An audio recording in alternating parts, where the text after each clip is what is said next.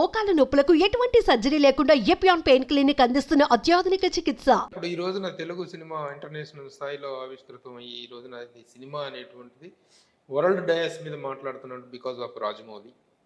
ఇప్పుడు ఆస్కార్ రేస్లో కూడా మనం ఉన్నామంటే it is because of him. But ఎన్నెన్నో సినిమాలు చేశారు, ఎన్నెన్నో పాత్రలు ఇంట్రడ్యూస్ చేస్తున్నారు. జగతి బాబు అనేటువంటి ఒక యాక్టర్ ఇక్కడ ఉన్నాడని రాజమౌళి గారికి తట్టలేదా? ఎప్పుడు ఆయన క్యారెక్టర్ మీరు చేయకపోవటం ఏంటి? అది ఆయనకి తట్టాలి, ఆయన అడగాలి, నన్ను కాదు. అంటే మీ ఫ్యామిలీ మధ్య చాలా వండర్ఫుల్ రిలేషన్స్ ఉన్నాయి. People are very good friend, family friends. Families అంతే కాదు, బ్రదర్ కూతురికే ఇచ్చింది రాజమౌళి గారు అబ్బాయిని, బ్రదర్ కూతురే కదా కార్తీని తీసుకుని. But that has nothing to do with this. అది చెప్తున్నా కదా, ఒక డైరెక్టర్కి ఆయనకి ఆ పర్టికులర్ డైరెక్టర్కి తట్టాలి. ఈ క్యారెక్టర్ జగపతి బాబు అంటాడంటే చెప్తున్నా కదా, ఎక్కడున్నా పట్టుకుని నాకు కావాల్సిందని తీసుకెళ్ళిపోతారు. అదే నేను అడిగినా సారీ అంటారు. ఒకవేళ సారీ అనకుండా ఎస్ అన్నా నేను ఫీల్ అవుతా. ఏమని ఫీల్ అవుతా? నేను అడిగితే ఇచ్చాడు సినిమా అంటే నేను అడుక్కుంటున్నాను ఇక్కడ, నేను అవసరం లేదు ఆయనకి, ఆయన నన్ను అడగలేదు కదా, నేను అడగడం కరెక్ట్ కాదు. ఎందుకంటే వాళ్ళ మూడ్ డిస్టర్బ్ చేయడం కూడా కరెక్ట్ కాదు. వీళ్ళందరూ creative director, they have vision, clarity ఉంది వాళ్ళకి. వాళ్ళకి ఎవరి దగ్గరికి వెళ్ళాలి, ఎవరి దగ్గరికి వెళ్ళకూడదు ఆయనకి తెలుసు. సో వచ్చినప్పుడు వస్తారు. ఇప్పుడు ఆర్జీవీ అదే డిస్కషన్ అయింది గాయం ముందు. ఆర్జీవీ అన్నాడు బ్రదర్తో, చౌదరి అంటాడు నన్ను, ఎందుకు సినిమా ఎందుకు అడగడు నన్ను, నేను మంచి పొజిషన్లో ఉన్నా కదా. నేను ఆర్జీవీ నా క్లోజ్, బాగా క్లోజ్. ఎందుకంటే ఇండస్ట్రీ ఇద్దరం ఒకేసారి వచ్చాం. ముందే తన్నే one of the first persons అడిగింది. బట్ నేను ఒకటే చెప్పాను, నేను అడిగి నువ్వు సినిమా చేస్తే నాకు వాల్యూ ఉండదు. నువ్వు అడిగినప్పుడు నేను సినిమా చేస్తే నాకు వాల్యూ ఉంటుంది. నువ్వు వస్తావు ఆ రోజు నేను చేస్తాను అంటే వచ్చాడు గాయంతో, చేశాను, సూపర్ హిట్. ఇప్పుడు మీ కెరీర్లో ఎప్పుడు అడగలేదా మీరు అసలు? ఎప్పుడు క్యారెక్టర్స్ బిగినింగ్ డేస్లో వరుసగా ఫ్లాప్లు వచ్చి 7 ఫిల్మ్స్ కెరీర్ ఉందా లేదా అనేటువంటి డైలమా ఉన్న రోజుల్లో అడిగే? ఫస్ట్ ఆఫ్ ఆల్ అడగటం అనేది నా ఇది కాదు. ఎప్పుడు అడుగుతాను నేను, ఒక త్రివిక్రమ్ అవ్వచ్చు, ఇంకోటి అవ్వచ్చు, సాలిడ్ డైరెక్టర్స్ని గబుక్కని మీరు అడిగితే నేను డేట్లు లేవు అనకూడదు. సో ఏమన్నా ఉంటే నాకు ముందే చెప్పండి, దానికి ప్రిపేర్ అయి ఉంటాను. నేను డేట్ల కోసం నేను పోగొట్టుకోలేను మీ సినిమాలు అనేది అడగటం నాకు.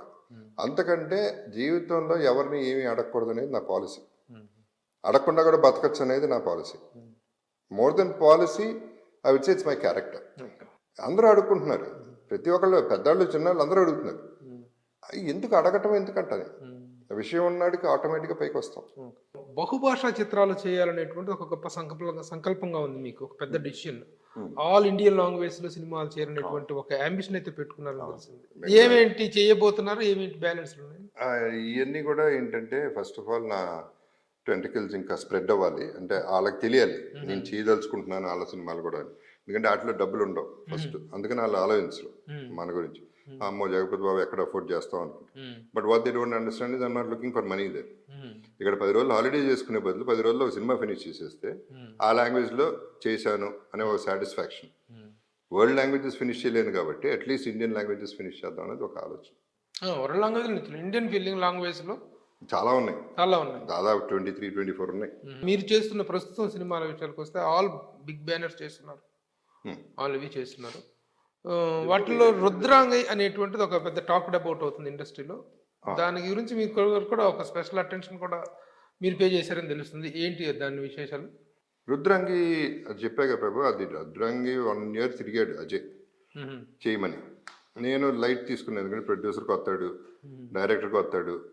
ఈ నా మీద సినిమా బడ్జెట్ ఉండదు, నాకంత మార్కెట్ లేదు, నేను వెయిట్ మోయలేను, ఎట్లా తీయగలడు, ఎట్లా రిలీజ్ చేయగలడు అనేది నేను తిప్పటం అంటే నేను చేయనన్నా. తిరిగి తనే కన్విన్స్ చేసి ఒప్పించి ఫైనల్గా డబ్బులు ఇవ్వలేమంటే మీకు తెలుసు కదా అన్నాడు.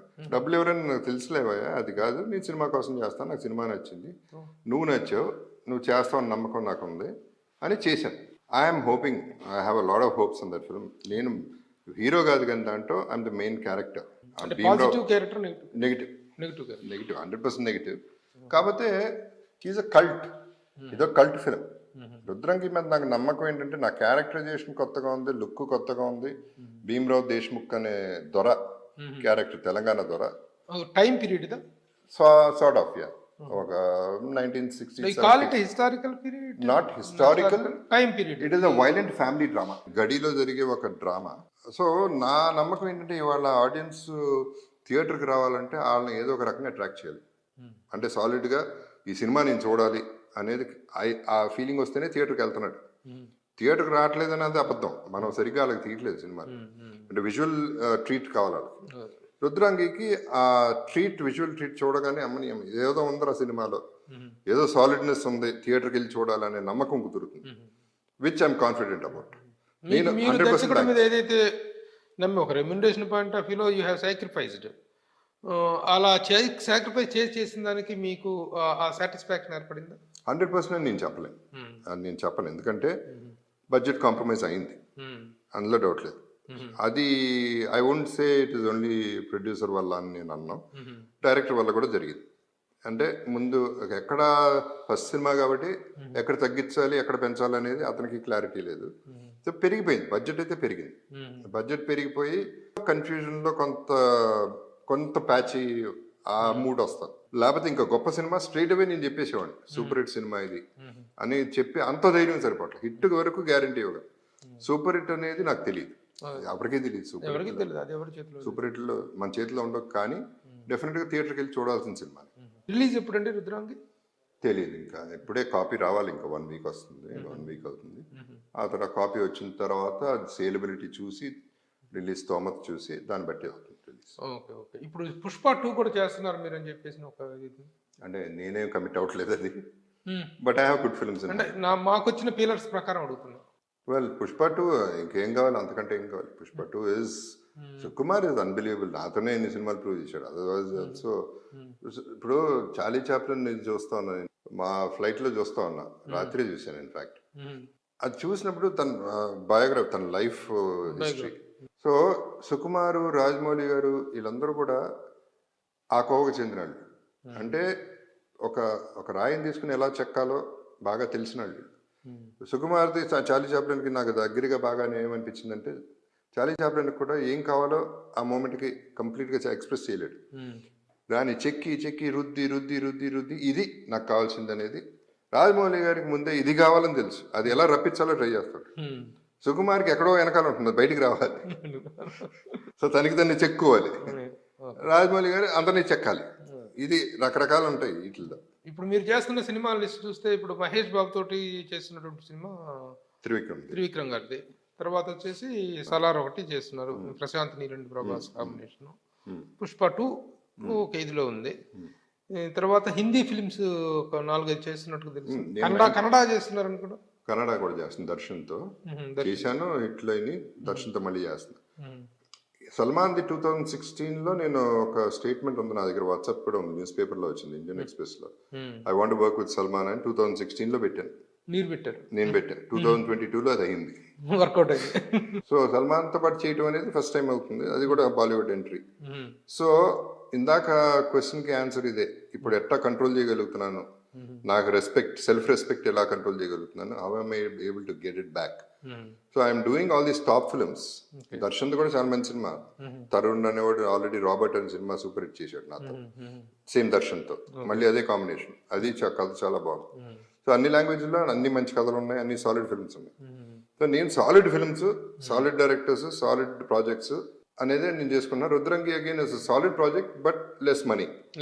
అయినా కూడా అది సాలిడ్ ఫిల్మ్. ఎందుకు అవుతానికి ఛాన్స్ ఉందంటే, అది కనుక ఆడిందంటే జగపతి బాబు మీద కూడా సినిమాలు తీయొచ్చు, అతను మొయ్యగలడు అనేది ఒక ప్రూఫ్, భరోసా. సో మొత్తానికి ఇటు తెలుగు అన్ని భాషల్లో కలిపితే very handful, very handful, very busy. Very busy కంటే వెరీ హ్యాపీ. బిజీ అంటే ఈ సినిమాలు తెలుసుగా, ఒక షెడ్యూల్ ఎగిరిపోతుంటాయి. సో బిజీ కాదు మనకు తెలియదు. ఏముంది బిజీ కానప్పుడు ఆస్ట్రేలియా ఉంది, మాకు యూఎస్ ఉంది, బోల్డ్ కంట్రీస్ ఉంది, వెళ్ళిపోవడం, వెళ్ళి ఎంజాయ్ చేసి, ఏమీ లేకపోతే నేచర్ ఉంది, ఫామ్ ఉంది, యోగా మెడిటేషన్ చేసుకోవడం, హ్యాపీగా సెటిల్ అయిపోవడం.